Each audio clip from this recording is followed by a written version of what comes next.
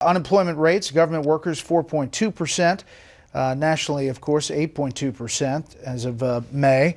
Unemployment rates, public versus private. Government workers 4.2%, manufacturing 7.1%, leisure and hospitality 9.7%, construction 14.2%. And then you see this public versus private, nearly 23 million government workers, 900,000 unemployed. Those are from the Bureau of Labor Statistics. We're back with the panel. Charles.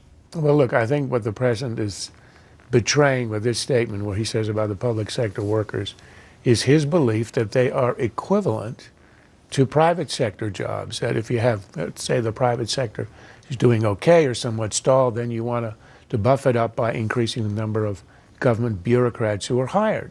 And that's really what he believes, whereas a private sector job is a job where the government doesn't have to put a penny in, and it gets revenue from the taxes, whereas a public sector job is somebody who lives entirely off the other people who are working, off their taxes. It's hugely different.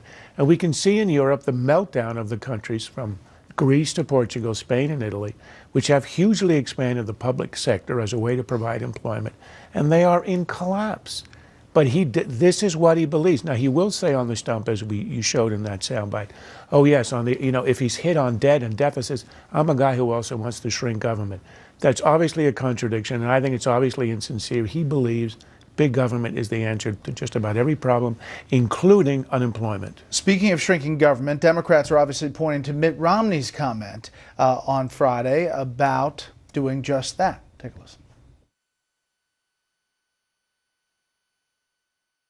He wants another stimulus. He wants to hire more government workers. He says we need more firemen, more policemen, more teachers.